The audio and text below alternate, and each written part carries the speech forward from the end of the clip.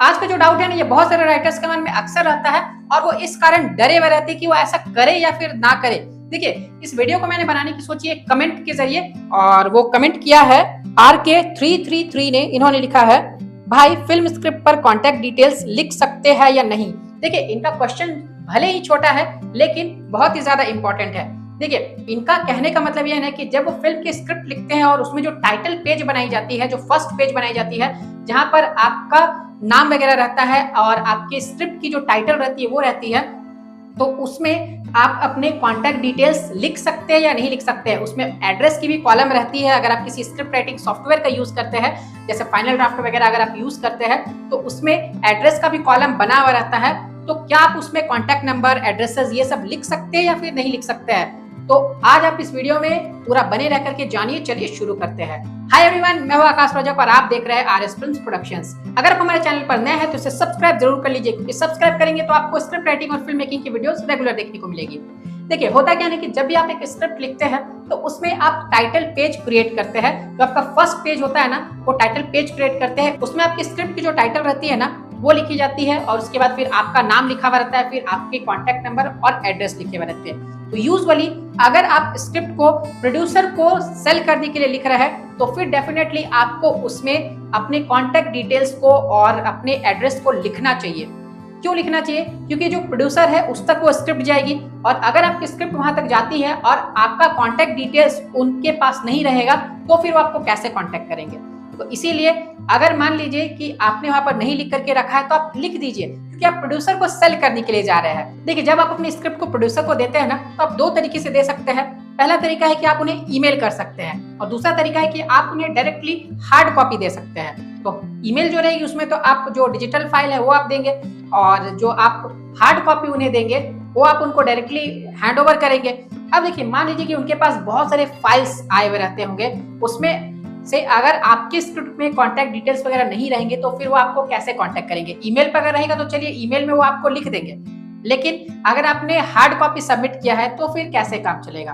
तो इसीलिए चाहे आप हार्ड कॉपी वहां पर सबमिट कर रहे हो या फिर आप ईमेल के जरिए सबमिट कर रहे हो, आपको वहां पर अपना कॉन्टैक्ट डिटेल्स जो है ना वो लिख देना चाहिए, अपना एड्रेस वगैरह लिख देना चाहिए। हालांकि एड्रेस से वैसा कोई मतलब नहीं है, लेकिन फिर भी फॉर्मेलिटी के लिए वहां पर लिख दिया जाता है। अब देखिए, तब लिखा कब नहीं जाता है, क्यों नहीं लिखा जाता? कुछ ऐसे भी केसेस होते हैं जहां पर नहीं भी लिखा जाता है, तब लिखा क्यों नहीं जाता है, अब कब नहीं लिखा जाता है? देखिए, बहुत बार ऐसा होता है ना कि आप स्क्रिप्ट राइटिंग की कॉम्पिटिशन्स है उसमें पार्टिसिपेट करते हैं, और जैसे मैंने आप लोग को बताया था कि SWA की स्क्रिप्ट लैब आई थी कॉम्पिटिशन, फिर फाइनल ड्राफ्ट की जो कॉम्पिटिशन आई थी वो कॉम्पिटिशन।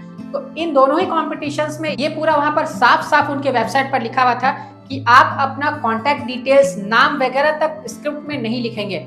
तो वहां पर आपको जब सबमिट करना है किसी भी कंपटीशन में, जरूरी नहीं कि सभी कंपटीशन में, जैसे कि स्क्रिप्ट राइटिंग की थी SWA की और फिर फाइनल ड्राफ्ट की, तो इन दोनों ही कॉम्पिटिशन्स में जब आप सबमिट कर रहे थे तो आपको वहां पर कॉन्टैक्ट डिटेल्स, नाम वगैरह नहीं लिखना था। सिर्फ और सिर्फ आपके स्क्रिप्ट का जो टाइटल था वो वहां पर लिखना था। अब आपके दिमाग में आ रहा हो कि आपने अपना नाम ही नहीं लिखा है स्क्रिप्ट में, आपने अपना जो कॉन्टैक्ट है वही नहीं लिखा है, तो फिर उनको कैसे पता चलेगा? तो वो पता चलेगा उसके रजिस्ट्रेशन नंबर से, जो स्क्रिप्ट है ना उसके रजिस्ट्रेशन नंबर से पता चलेगा। देखिए, जब आप वहां पर सबमिट करेंगे तो वहां पर सिर्फ और सिर्फ रजिस्टर्ड स्क्रिप्ट ही ली जाती है। तो चाहे तो आपने उसे SWA में रजिस्टर्ड करवाया होगा या फिर आपने WGA में रजिस्टर करवाया होगा। खैर, यहाँ के लोगों के लिए WGA नहीं है, इंडिया के लोगों के लिए WGA नहीं है, यहाँ पर SWA चलती है। यानी SWA में आप अपने स्क्रिप्ट को रजिस्टर करवाते हैं, राइटर कार्ड वगैरह बना करके आप अपने स्क्रिप्ट को रजिस्टर करवाते हैं। अगर आप राइटर कार्ड वगैरह बनवाना चाहते हैं तो आप हम लोगों से भी बनवा सकते हैं। यहाँ से भी राइटर कार्ड की सर्विस दी जाती है। आप यहाँ से ही डॉक्यूमेंट्स वगैरह, फी वगैरह सबमिट करके राइटर कार्ड बनवा सकते हैं। राइटर कार्ड आपके घर पर डिलीवर करवा दी जाएगी, यानी घर के एड्रेस पर आपको मिल जाएगी राइटर कार्ड।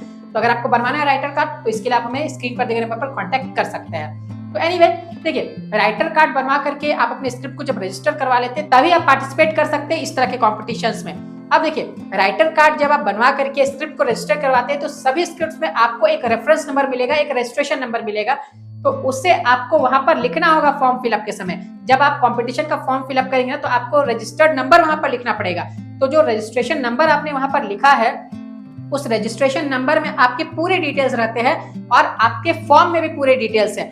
मान लीजिए कि जो फॉर्म आपने फिल किया उसमें आपका नेम, और एड्रेस, कॉन्टैक्ट नंबर और आपके स्क्रिप्ट का रजिस्ट्रेशन नंबर वो भी लिखा हुआ है, और आपके स्क्रिप्ट का रजिस्ट्रेशन नंबर जो है ना वो आपके स्क्रिप्ट में भी लिखा हुआ है। तो ये दोनों को मैच करके ये पता चल जाता है कि ये पर्टिकुलर स्क्रिप्ट जो है वो इस पर्सन ने लिखा है। तो SWA हो या फिर जो फाइनल ड्राफ्ट हो, दोनों का जो रूल था यही था।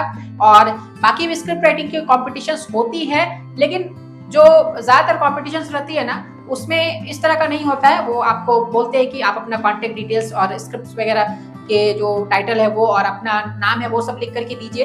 और कुछ जो कॉम्पिटिशन्स होते हैं उसमें आपको नाम वगैरह कुछ भी, कॉन्टैक्ट नंबर वगैरह नहीं लिखना पड़ता है।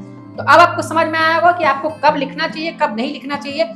आप जब प्रोड्यूसर को सेल करते हैं तब आपको बिल्कुल एकदम 100% बिल्कुल जरूरी है कि आप वहां पर लिखें। और जब आप कॉम्पिटिशन्स में पार्टिसिपेट करते हैं तो आप वहां पर उनके वेबसाइट पर देख लीजिए कि उनकी रिक्वायरमेंट क्या है, जो पर्टिकुलर कंपटीशन हो रही है उसकी रिक्वायरमेंट क्या है। वो वहां पर चाह रहे हैं कि आपका नाम दे, यानी आपको अपना नाम देना है, लिखना है, या फिर नहीं चाह रहे कि आपको अपना नाम लिखना है या नहीं लिखना है। तो वो सभी चीजें आपको उनके वेबसाइट पर चेक कर लेनी होगी, क्योंकि अलग अलग कॉम्पिटिशन्स के अलग अलग रूल्स होते हैं। इस वीडियो को एंड करने से पहले मैं आप लोगों को एक छोटी सी बात बता दूं, अगर आपको स्क्रिप्ट राइटिंग को प्रोफेशनल वे में लिखना सीखना है, या फिर आपको सॉन्ग राइटिंग यानी लिरिक्स राइटिंग को आपको प्रोफेशनल वे में लिखना सीखना है, तो इसके लिए हमारी कोर्सेज है, आप ज्वाइन कर सकते हैं। स्क्रिप्ट राइटिंग की भी कोर्स है और लिरिक्स राइटिंग की भी कोर्स है।